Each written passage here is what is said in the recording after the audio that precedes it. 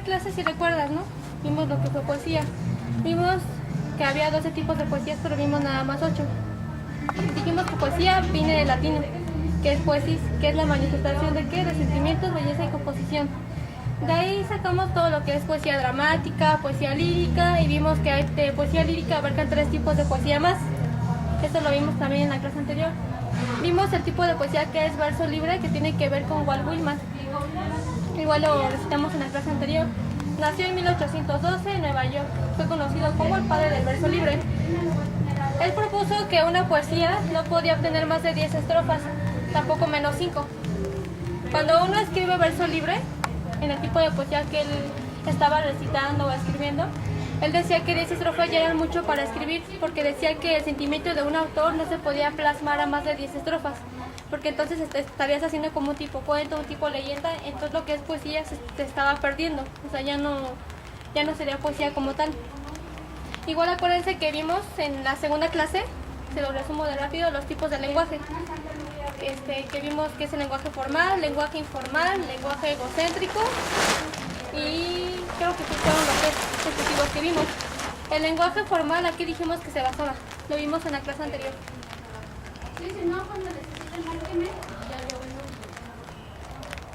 Es para conseguir trabajo. Pero un poquito más. Hablar decentemente. Dijimos que el lenguaje formal nos servía. Un ejemplo, se los vuelvo a explicar. Estás en un evento, va un viejito de 80 años, ¿no? Y va un joven de 20 años y te invitan a cantar. Entonces no vas a usar el mismo tipo de lenguaje que usas con el niño, con el chavo de 20 años, que usas con el señor de 80 años, porque no te va a entender. Tienes que saber qué tipo de lenguaje usar para todo tipo de ocasión. El lenguaje informal es todo lo contrario del lenguaje formal. Es como casi nadie lo conocemos, como la grosería. Yo creo que nadie dice. Vimos lo que es el lenguaje egocéntrico, que es el lenguaje que usamos con los niños. Que cuando el padre se comunica con el niño repite automáticamente lo que el padre le está diciendo, por intuición o por lo que ustedes quieran. En la tercera clase, en la cuarta clase, que fue lo del soque, acuérdense que nos mencionó lo que significaba hip hop. Tú lo buscas en internet y te parece que hip hop es movimiento y hip hop es cadera. Pero él nos los explicó de su ámbito de KSN One. Dijimos que hip era el pensamiento y el hip era o es la conciencia. Y acuérdense que la conciencia se basaba en lo que les decía en la clase anterior, incluso les hice un mapa mental. Y dijimos que la conciencia es todo lo relacionado para identificar lo que es lo bueno y lo que es lo malo.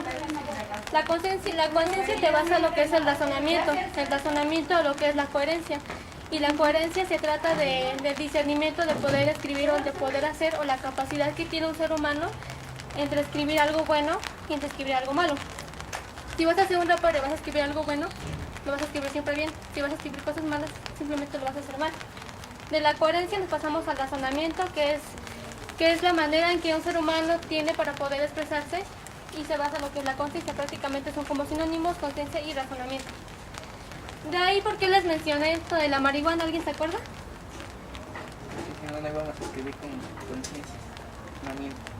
Incluso se acuerdan que le pregunté a Sergio y se lo dije muy directamente. Si yo te doy a escoger entre lo que más amas, que es el graffiti, y entre lo que es la marihuana, ¿a qué escogerías? Y todos vieron su cara de Sergio, ¿no? De no sé, ¿no? Y le dije, si vas a hacer un graffiti, porque él decía que se inspiraba más cuando fumaba marihuana que cuando hacía un graffiti, ¿no? Porque fumando pues él lo hacía. Entonces yo por eso le preguntaba a él, o sea, cuando tú haces las cosas bien, cuando haces las cosas conscientemente y con razonamiento, la marihuana, todos los efectos que provoca es eso. A un corto o largo plazo, como tú lo quieras ver, la marihuana te va a provocar que tengas falta de conciencia, de razonamiento y de coherencia. Por lo cual, si escribes algún tipo de música, no vas a poder escribirlo igual. Y si tratas de transmitir un mensaje positivo, no lo vas a poder hacer igual.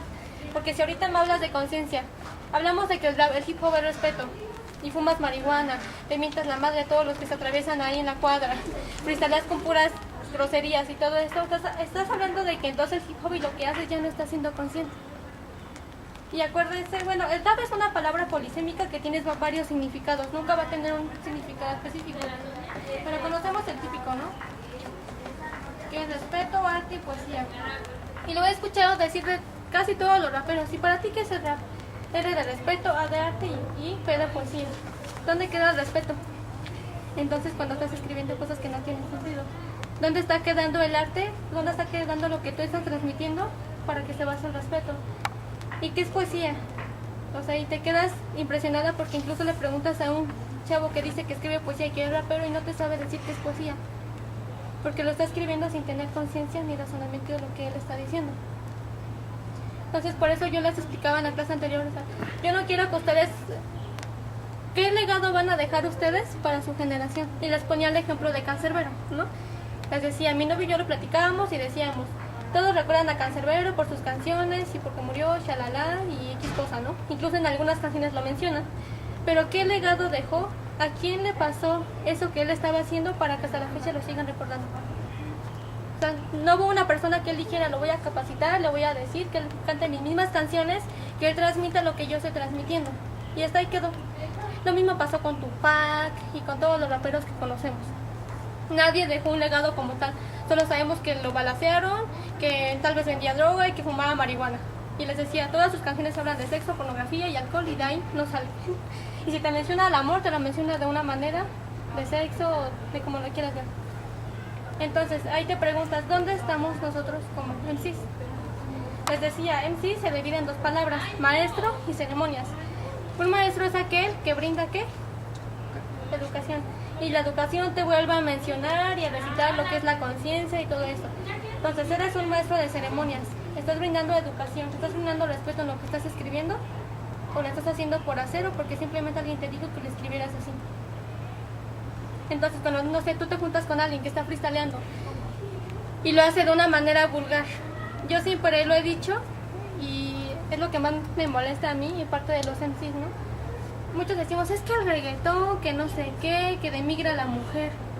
Pero nosotros como raperos demigramos a un gobierno y a una nación con las palabras que decimos, no nada más a la mujer, sino a todos en general.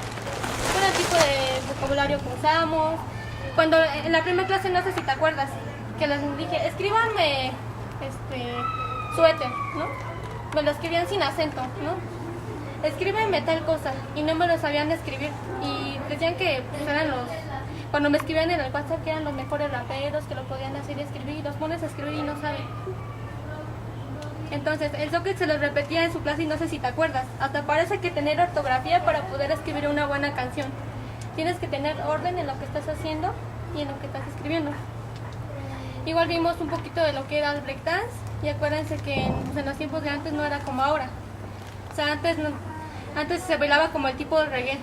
Ahorita pues ya es un poquito más actualizado, tal vez los jóvenes sacaron o inventaron más pasos y ya es un poquito más difícil lo que hacen, pero al fin de cuentas incluso nos mencionaba el que nos dio la clase de break, que todo tiene un sentido. O sea, cuando estás haciendo break y te hacen así, ¿qué dijimos que significa? Que ya pare. Que ya pare, que ya no. Cuando estamos así y te hacen así, que ya aburrió. Que ya no sirve, ya para qué lo sigues haciendo, estás repitiendo lo mismo. Entonces todo, absolutamente todo tiene un significado. Incluso lo que no les mencioné en la clase anterior, la vestimenta que usamos o que usan los raperos tiene un significado. ¿Alguien sabe qué significa la gorra de lado? Cuando te la pones así, ¿no? Significa ser rebelde, la gorra de lado. Y no por eso no digo que se la pongan. ¿Alguien sabe qué significa las botas? No sé si han visto esas botas como de obrero que usan. De esas anchotas que se las ponen abajo del tren y afuera. ¿Alguien sabe qué significa? ¿No? Es como un recordatorio de los obreros explotados en Chicago. ¿Por qué festejamos el 1 de mayo? Es el Día del Trabajador. Entonces cuando te pones esas botas estás diciendo que estás de acuerdo en que se trabajan únicamente 8 horas. Porque estamos haciendo un recordatorio de los obreros explotados en Chicago. Antes se trabajaban de 12 a 14 horas ganando un sueldo aproximadamente de 40 a 50 pesos diarios. Entonces, hubo quien dijo, sabes que yo nada más te trabajo cierto tiempo, 8 horas y quiero que me pagues bien. Y por eso se ponen las botas de obrero. Cuando te las pones estás diciendo, únicamente trabajo 8 horas. Porque soy un obrero, porque ya no soy un esclavo. Porque acuérdense que antes vivíamos casi por esclavitud, por eso es lo que se pagaba. Bueno, hasta la fecha. Eso es lo que significa. Cuando te pones un panza aguado, ¿qué significa? No sé. Significa necesidad de libertad. Estás diciendo que tú eres libre de poder expresar, que nadie te puede decir nada por lo que tú expresas, por lo que tú sientes, por lo que tú haces y por la manera en que tú estás vistiendo. Cuando se ponen lentes negros, ¿qué significa? Que no te gusta ver la realidad en la que estás viviendo, que prefieres vivir tu realidad a que alguien te la diga o que alguien te la cuente. Eso es lo que significa. Incluso si nos vamos a lo que son las perforaciones, lo que son los tatuajes, lo que son el significado de cuando se ponen un paliacate acá, cuando se lo ponen en el cuello, todo tiene un significado. Todo tipo de vestimenta, todo es un significado. Por eso cuando les digo que hablamos de lo que es el ser un MC, nos quedamos cortos en la primera, en la segunda y en esta clase nos quedamos cortos. Siempre hay más que ver. Entonces yo les decía, ¿no? O sea, ¿qué tipo de MCs quieren ser? ¿A quién le van a copiar? Yo no quiero ser como Canserbero, aunque sea muy bueno. Yo no quiero ser como Tupac, aunque sea reconocido. Yo quiero que la gente me recuerde por lo que yo voy a dejar. Incluso se los dije, cuando yo me muera quiero que ahí me pongan: Deami murió sirviendo a su generación y sirvió y dejó un legado a alguien más. Y la vamos a seguir recordando, ¿por qué? Por lo que hizo y por lo que sirvió. Entonces, cuando hablamos de cultura, hablamos de que cultura es una palabra que significa cultivar, y cultivar significa hacer. Y el hacer es lo que tú estás creando, lo que tú estás generando. Cultura no nada más tiene que ver con cuando dices yo soy de la cultura, estás hablando en general, no estás hablando nada más de la cultura real. Porque tiene varios significados. Incluso si nos vamos aún más en los tiempos de antes y todo eso, la palabra cultura viene desde hace mucho tiempo. Pero a veces nada más la usamos por usarla o por creer o por poner cultura rap. Pero cultura es una cosa y rap es otra. ¿Ok? Entonces recitamos un poquito más o menos de lo que vimos en las clases anteriores. En la última hoja del examen les puse una página en blanco. Ahí quiero que me describan lo que ustedes son. ¿Quién soy? Como en lo de Alcohólicos Anónimos, ¿no? ¿Quién soy? ¿De dónde vengo y hacia dónde voy? Quiero que me lo pongan así en orden. Y yo creo que las preguntas que van a contestar, obviamente, si les gusta y conocen lo que es la cultura rap, yo creo que no se les va a dificultar. Porque pues es algo que todos como en sí tenemos que saber. Porque es algo a lo que nosotros estamos dedicando y nos estamos basando. ¿Ok? Entonces, los demás no vinieron por el examen. Sergio no vino por el examen, Jorge igual, por lo mismo. Porque en la clase anterior, de lo poquito que vimos, acuérdense que, y no lo digan, no me creo perfecta, yo no sé todo, yo aprendo de ustedes, ustedes de mí. Y acuérdense, no quiero que contesten el examen, perfecto. Quiero que sean bien honestos, si no lo saben contestar, simplemente díganme, ¿sabes qué? No me acuerdo, o simplemente no sé. ¿Ok? Entonces empiezan a contestarlo. Creo que sí son varias preguntas. Son como 40 preguntas.